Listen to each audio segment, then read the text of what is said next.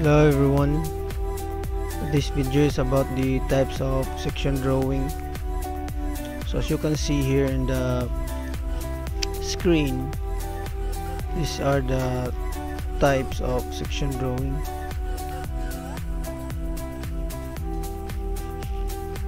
Full section, half section, offset section, align section, broken out section, revolve section, and so on and so forth. Okay, so let's start with the full section. So this is the full section. As you can see right here, this is the isometric drawing, and then these are the orthographic drawings. So this is the section view. So the section view is associated with, of course, the cutting plane line. So this cutting plane line shows where the part is being retained. So as you can see here in this part right here, this is the part where it is retained. So this part is cut to show this part right here, the section part. So why is it is important to do the section drawings? So as you can see in this drawing, if we will make the front view, the inner part of the drawings, the details here, as you can see, these lines are will be shown in hidden lines. Wala siya gipakita dire og front view, right? But og drawing na tong front view, what we will see is this lines here, the visible lines, and then of course the hidden lines, just like this right side view. Okay, so that's mainly the purpose of doing section drawings, to show the inner part of the drawings, because as what I have told you regarding our dimensioning, hidden lines are not supposed to be dimensioned. So there are cases where hidden lines are dimensioned, but in most cases they are not. Okay, because they are not the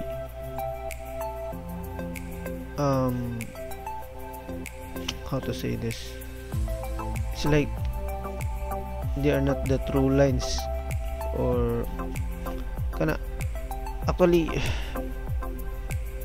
in a sense it is somehow fine to do the dimensions of the hidden lines, but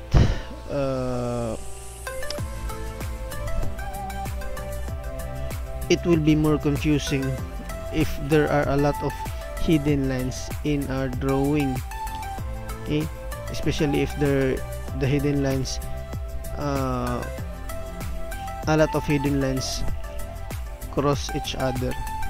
So that's the purpose mainly of the sectioning, is to simplify the view where we want to do the dimensions, or show the dimensions, and not only to show the dimensions, but to show what really is or how the inner part looks like. Okay, so kana mao ginay purpose sa dimension. Let's say for example a house, so we need to dimension a house, we need to do a section view sa balay or sa house, so that we will know what are the elevations in the inside the house.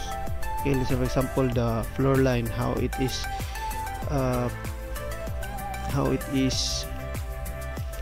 what is the level of the floor line from the ground line, okay, or from the floor line to the ceiling line. So I hope you get what I mean. So okay, that's this is the full section. Kana straight line lang, and then usa ra ka cut. Okay, showing the part where the arrow is pointing. Now next is the half section. So here, as you can see, mostly this half section, as you can see in this sample, this is used if a certain part or certain object has symmetrical details, just like this one. Okay, yes, we can do a full section with this one, but half section is shown here to give emphasis to this part here nga wala na section, and then to this part here where the section. This one is center line, but in some cases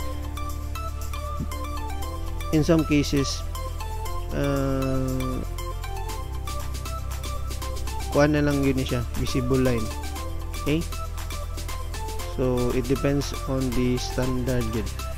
Okay, so as you can see, this arrow may be left off, so pwede ra kanira siya because we are just showing kana pwede ra wala ra na siya, straight na ni dire going up. This one we will just retain this arrow. Okay, so kana that's the half section. No hidden lines on this half. Regarding the hidden lines, there are some cases where the hidden lines are shown even in this part here, or bisan gani dire. But to give emphasis to the section view, kani to give emphasis sa unsa gyud sura sa object in section view, kani kung daghan mo kay linya gyud dire, medyo samok na siya, okay, sa section line. So actually that is not considered unnecessary na pod, because in this section drawing we are just the main the highlighted portion is this one. Okay. So kinahanglan ni siya ma-focus ang atong attention diri. So if there are a lot of hidden lines here, it could distract us sa panglantaw natin atong aning atong section view. Okay, so that's the half section. Next is the offset section. So on the first section drawings or section views, the full section and the half section, if you notice, there is only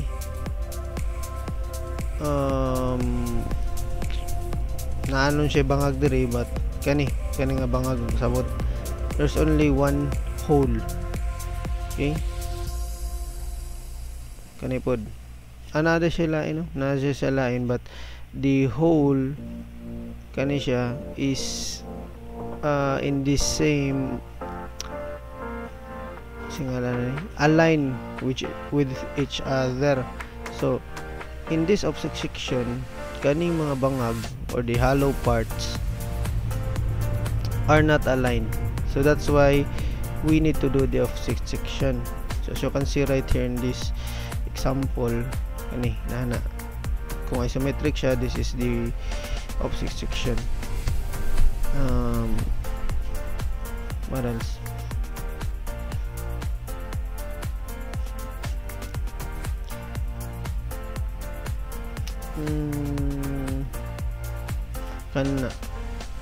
Now in this kanina, the edge of the offset section is not shown in the section view. As you can see right here, kanina arrow, kanina ay dash line, naaunta na siya o ato gini siyang tungaon, literal ha. If we will slice this one, kani gamit ning kating plane line, let's say for example this is a real object, and then we slice it for real good nani.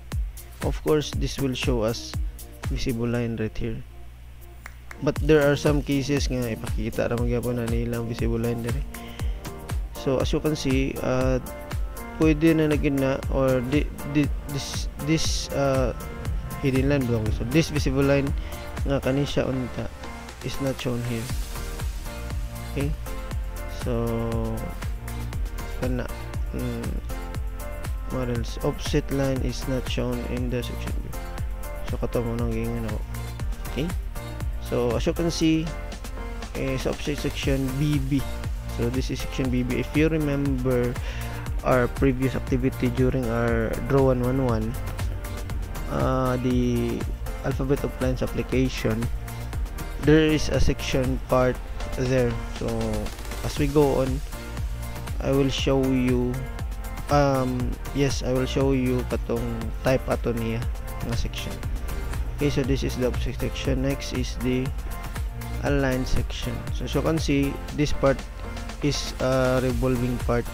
Now when we show the section view of this, even though dili gini siya diri nga dapita, this hole is not really located here, it is shown in the section view as if it is located here. So that's to give emphasis sa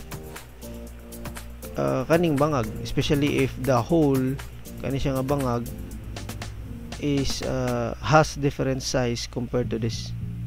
Okay, so that's the align section, the same as this one. Okay, so next, the broken out section. So nagyapon ni sa tong previous activity, alphabet of lines application, if you review that. So this section, mao ni siya section nga dili na siya nang wa na siya nang kinahanglan. It does not need to show a cutting plane line. So automatic broken out na lang na siya to show the hidden parts. So katong gingon ako ninyo para may dimensionan siya, as you can see right here. Okay, so mao na siya. Regarding this one, kay circular mo na siya, mo sir kana dimension lagi siya diri. Wala pa mo gid mong untanan nga nasa tunay nang untanan na uban na ako sa una. Now gi-dimensionan ni agi-explain naman na ako ninyo sa una, kaya nag-dimensioning man ta. So gi-explain na ako ninyo. So para lang ma-review, gi-dimensionan ni siya, it's because kani gipakita noon siya dire, but this is not correct gid nga pag dili na siya sakto, kana naman na siya dimension dire. This is not following the paano mo guni kanang tingalan na illustration na mo guni showing the purpose of this broken out section. So kato na lang, balikin na lang to ninyo ako ang ato ang previous activity, katong alphabet of lines application. Katong alphabet of lines application na to, it only shows a one orthographic view. So ato na ako gipakita ang top view. That is why I add dimensions sa kaning mga bangag. But if inani mo ganin sa pareha na, so you can see na nakabutang kaning pinaka inner is 35 through 65 1 2 nga nung inani mo ni, hindi siguro ni mo ka ni check na to this one is 2.75, wala man po na dimension ng kanina lang. This inner part 1.25, wala lagi 1.25 1.125 lagi. I don't know anong inaanay na siya. Mas probably nasayop na siya dimension, diba? Kani siya, kaning bangag diri,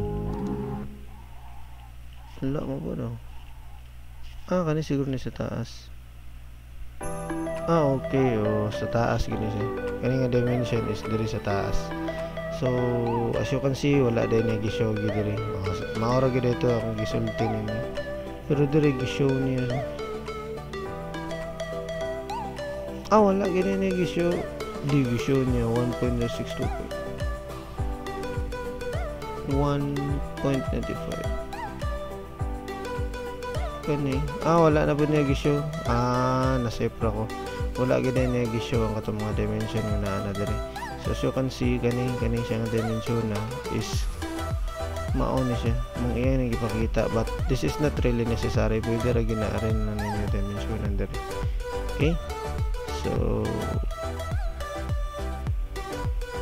kana kay to show pod nga nampod siya diameter no ano ginaniyon pag dimension in some cases man yun nabawaan ra po nato that this is a circular part because of the diameter symbol. Okay, so basta ayun lang ka mo-focus anang dimensioning, follow na lang mo sa atong gihatag na ko ninyo nga dimensioning rules of dimensioning, and then kanay focus lang ani sa broken out section, but we will not do this broken out section. Di po tamo gamit sa inyong activity. Okay, so what else? Next is the revolve section. So the revolve section, as you can see, there is a wrench. Kani sample nga wrench.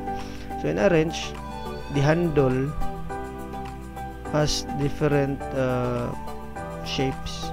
So as you can see in this part here, it is somewhat rectangular or square.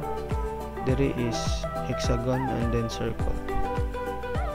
So the revolve section, as you can see, mauna siya dire, diba? Dire ra gini siya niya gibutang. Okay, murarag kaning part dire is we just revolve the part para ni. So mauna siya two methods of drawing revolve section. Mas dali ni siya, kani siya masasol siya nagamit siya broken line. Okay, so as you can see right here, kani po siya XX. So pakita niya nga cross ang forma dire section. So the purpose ani niya nga nang nag-section pa ni siya, it's because of course dili ni siya makita sa principal views. So para ma-dimensiona na siya again, or to show the emphasis ani nga forma ani niya, we show it using the section view. So revolve section. Now mao ni siya ang gamit nato katong sa ato ang alphabet of lines application, the remove section. So as you remember nato siya AA, section AA. So mao ni siya. So kani siya nga I don't know what's this, spindle arbor. This is a spindle arbor. I don't know what this is. So just pwede research na nyo. Now kani kita mo inaani siya forma, naka oval, dili siya circular. So kada lain siya forma. So that's the purpose. So the difference between the revolve section and the remove section is that gi-remove na to siya, gibutang diri. So if I am making sections, kani kasagaran ako imoon because mas siya mas clear, but there are instances nga mo gamit ani, especially if the drawing is too crowded. So wala na tay kabutangan, mas prepare na siya because this is a space, this consumes less space compared to this one. Okay, next is the assembly section. So wala na siya mga number. As you can see, there are different parts here. So gi-section na siya to show the connections between parts. Okay, so ay naka na yung libuga because we will not be doing that. Jilisod kina siya. And then this one is the thin ball section. So naman siya bangagi section. Now kay tungod thin naman kani siya, it is not necessary to show the section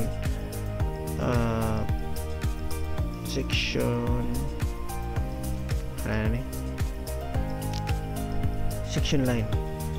Okay, so okay rin siya wala section line because of its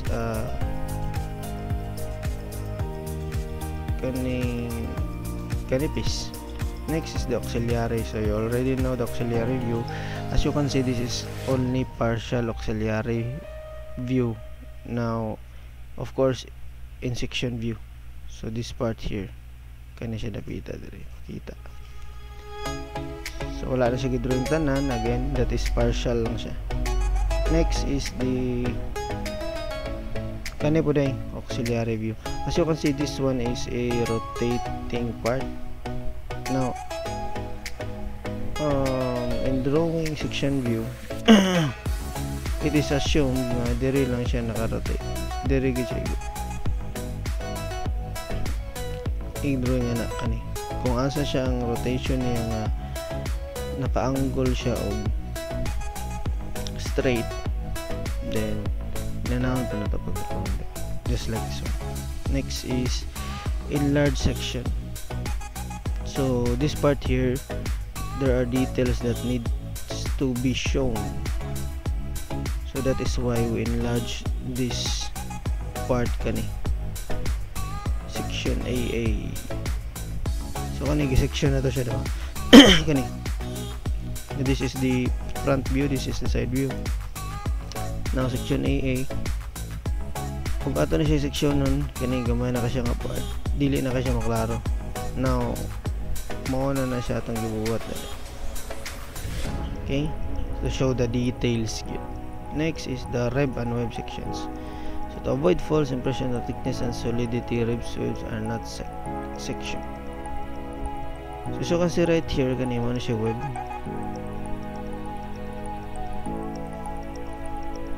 So let's say kani ano siya gitunga gid siya, but kani nipis na mo gani siya. To show the emphasis mo gud niya dili ni siya part ano diri. Mauna nga wala siya gi-section papel. Okay? Just to emphasize na the purpose of our sectioning is kanila nga part kani dili. Sa baba mo ni siya, sa forma diri gadi po naman to makita sa top view. Maka-hidden line man siya. So kani siya. Ano siya tong purpose yun. Again, to show that this part and this part are not connected. Okay, I think that's it. So in your activity, sige, explain na ba ako na rin. Now in your activity, you will be doing the full section. Now this is a sample drawing that I will be giving to you. So as you can see, this is not a full section. So of course, using the knowledge that you have gained in the discussion, so you will make this as a full section drawing. Okay, so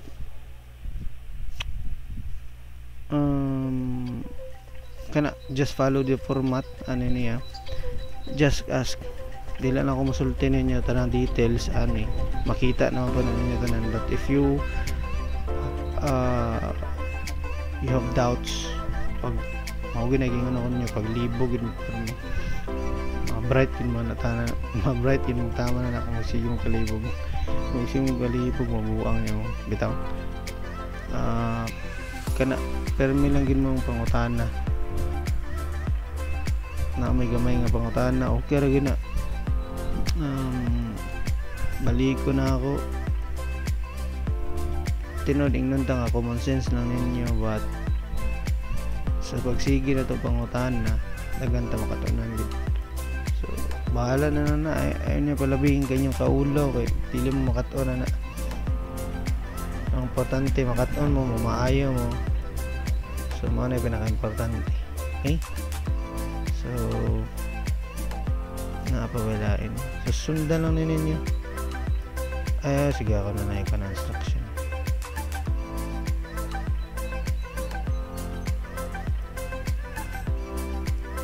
Apply na instruction, maura man design an object with still by group niya, only one circular hole just like the example.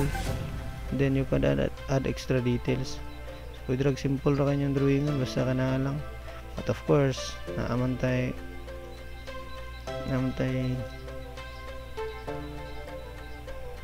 sorry regarding the ani hindi ko magsama na kay sige ako na lang i-discuss.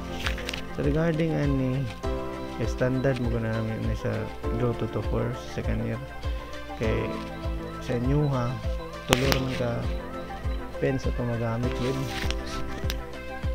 niya ako malitag katong baga kaya nanon tabakan na medyo mahal na siya. So sa second year upat ilang gamit nga line weights actually naabot yung upat 5 doon sa inyo upat tulo naman. So kani nga symmetric draw wala naman standard lang na to, kani din siya standard na to,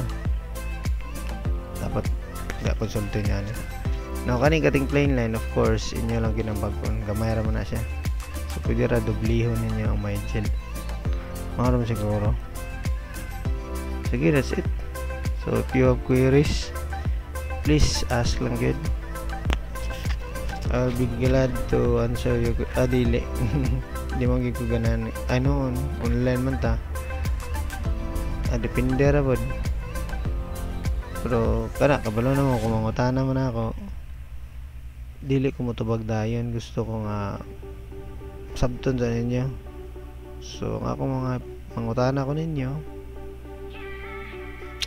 unya kana para matubag inyong pangutan dugay kayo sangko sa di ba ginako ilawson di ba taon nindot mo ganang maanad mo una good kaysa isulti na laos ninyo dayon di mabaid ang inyong skill sa pag-analyze na. Sige, so I think that's it. So thank you. This is our last activity. Kana hopefully nindot gapon yung mga agi ni. Thank you, bye bye.